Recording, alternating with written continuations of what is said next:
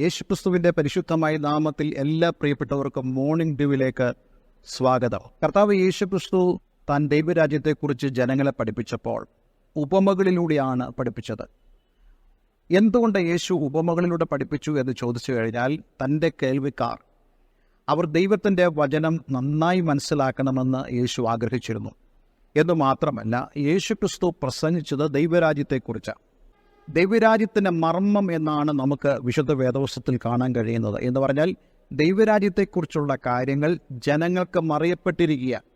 കാരണം ദൈവം വന്ന് അത് വെളിപ്പെടുത്താതെ നമുക്ക് ദൈവരാജ്യത്തെക്കുറിച്ച് അല്ലെങ്കിൽ ദൈവത്തിനുള്ളതിനെക്കുറിച്ച് ഒന്നും അറിയത്തില്ല.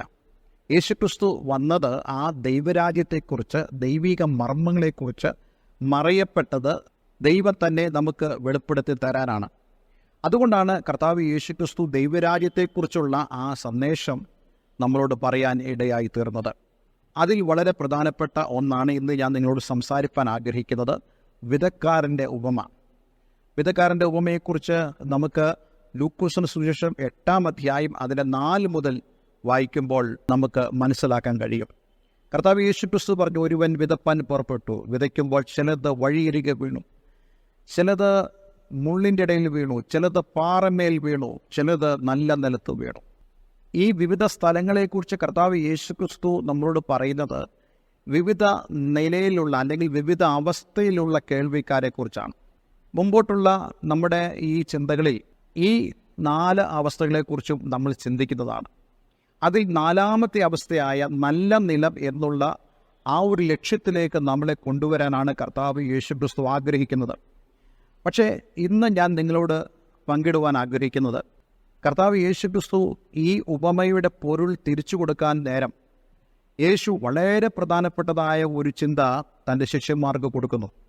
ആ വേദഭാഗത്തിലേക്ക് ഞാൻ നിങ്ങളുടെ ശ്രദ്ധയൊന്ന് തിരിക്കുവാൻ ആഗ്രഹിക്കുന്നു. ലൂക്കോസിന്റെ സുവിശേഷം 8-ാം അധ്യായം 11-ാമത്തെ വാക്യം. ഉപമയുടെ പൊരുളോ, വിത്ത് ദൈവവചനം. വിതയ്ക്കുന്നവൻ വിതപ്പാൻ പുറപ്പെട്ടു എന്ന് പറയുന്നിടത്ത് വിത്തുണ്ട്, വിത്തില്ലാതെ വിതപ്പാൻ കഴിയത്തില്ലല്ലോ. വിതയ്ക്കുന്നത് ദൈവത്തിൻ്റെ വചനം. അപ്പോൾ അങ്ങനെയാണെങ്കിൽ ഇവിടെ വിത്ത് എന്ന് പറയുന്നത് ദൈവത്തിൻ്റെ വചനമാണ്. വിത്തിൻ്റെ പ്രത്യേകത എന്താ? കർത്താവ് യേശുക്രിസ്തു മറ്റൊരു അവസരത്തിൽ പറയുന്നുണ്ട്, ഗോതമ്പമണി നിലത്ത് വീണ് ചാകത്തില്ലെങ്കിൽ അത് തനിയിരിക്കും, ചത്തുവെങ്കിലോ വളരെ ഫലം കായ്ക്കും. ഒരു വിത്ത് എത്രത്തോളം ഉണങ്ങിയതാണെന്ന് പറഞ്ഞാലും അത് ഒരു നിലത്ത് കുഴിച്ചിടുമ്പോഴോ അല്ലെങ്കിൽ അല്പം വെള്ളത്തിലോ അത് ഇട്ട് കഴിയുമ്പോൾ അതിൻ്റെ അവസ്ഥ മാറുകയാണ്, അതിൻ്റെ രീതി മാറുകയാണ്. അതിൻ്റെ അകത്ത് ഉള്ളതായ ജീവൻ വെളിയിൽ വരാൻ തുടങ്ങും. അപ്പോൾ ഇവിടെ ദൈവത്തിൻ്റെ വചനം വിത്തിനോട് ഉപമിച്ചിരിക്കുന്നുവെങ്കിൽ നമുക്ക് കർത്താവ് യേശുക്രിസ്തു വളരെ പ്രധാനപ്പെട്ട ഒരു സന്ദേശം പറഞ്ഞു തരിക. ദൈവവചനത്തിനകത്ത് ജീവനുണ്ട്. നാം നമ്മുടെ ചെവിയിലൂടെ കേൾക്കുന്നതായ ദൈവത്തിൻ്റെ വചനം ജീവനുള്ള വചനമായി നമ്മുടെ അകത്ത് വരിക. നമുക്കറിയാം, ഒരു ഭക്ഷണസാധനം നമ്മൾ കഴിക്കുമ്പോൾ അത് ജീവനില്ലാത്ത ഭക്ഷണമാണ്, പക്ഷെ അതിൽ ധാരാളം വൈറ്റമിൻസ് അടങ്ങിയിട്ടുണ്ട്. എന്നാൽ ദൈവത്തിൻ്റെ വചനത്തിൻ്റെ പ്രത്യേകത, അത് ജീവനുള്ള വചനമായി നമ്മുടെ അകത്ത് വരുന്നു, നമ്മുടെ മനസ്സിനകത്ത്, നമ്മുടെ ഹൃദയത്തിനകത്ത് അത് വരിക, നമ്മുടെ ചിന്തകളിൽ അത് വരികയാണ്.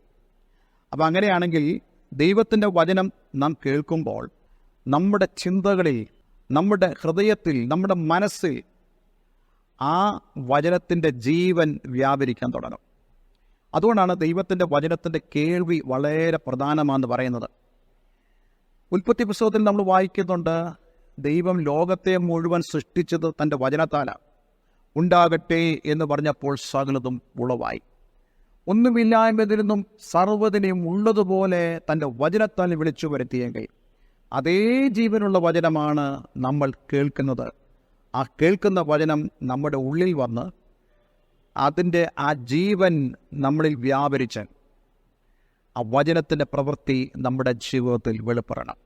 എബ്രായ ലേഖനത്തിൽ നമ്മളിങ്ങനെ വായിക്കുന്നുണ്ട്, ദൈവത്തിൻ്റെ വചനം ജീവനും ചൈതന്യമുള്ളത്, ഇരുവായത്തിലുള്ള ഏത് വാളിനേക്കാളും മൂർച്ചയുള്ളതും, ആത്മാവിനെയും പ്രാണനെയും സന്ധിവജ്ജകളെയും വേർപിടിവയ്ക്കും വരെ തുളച്ചു തരുന്നതാണ്.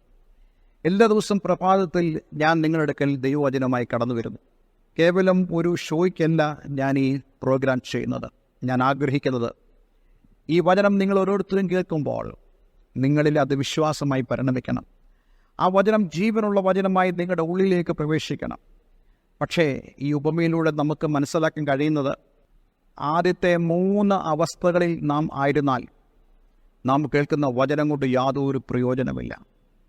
നിർഭാഗ്യവശാൽ പറയട്ടെ, പല ആളുകളും നല്ല നിലമാകുന്നതിന് പകരം ഇപ്പോഴും വഴിക്ക് സമാനവും പാറയ്ക്ക് സമാനവും മുള്ളുകൾക്ക് സമാനവുമായ അവസ്ഥയിലായിരിക്കുന്നു.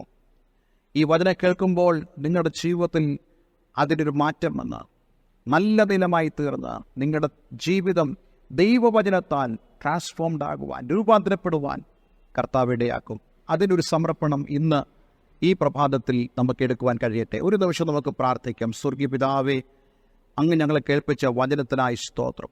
ദൈവത്തിൻ്റെ വചനം ജീവനുള്ളതാണെന്ന് ഞാൻ കേൾപ്പാൻ തക്കവണ്ണം ഇടയായി തീർന്നു. ഞങ്ങൾ കേൾക്കുമ്പോൾ ഒരു വിത്ത് നല്ല നിലത്ത് വീഴുന്നത് പോലെ ഞങ്ങളുടെ ഹൃദയത്തിൽ ദൈവത്തിൻ്റെ വചനം വീണ് അതിൻ്റെ പ്രവൃത്തി ഞങ്ങളുടെ ജീവിതത്തിൽ വെളിപ്പെടുവാൻ തക്കവണ്ണം അങ്ങ് സഹായിക്കണമേ. പ്രാർത്ഥന കേട്ടതിനായി നന്ദി. യേശുവിൻ നാമത്തിൽ തന്നെ. ആമേൻ, ആമേൻ. എല്ലാവർക്കും നല്ലൊരു ദിവസം ആശംസിക്കുന്നു. God bless you all. Thank you for watching Morning Dew. Kindly tune up for next day messages.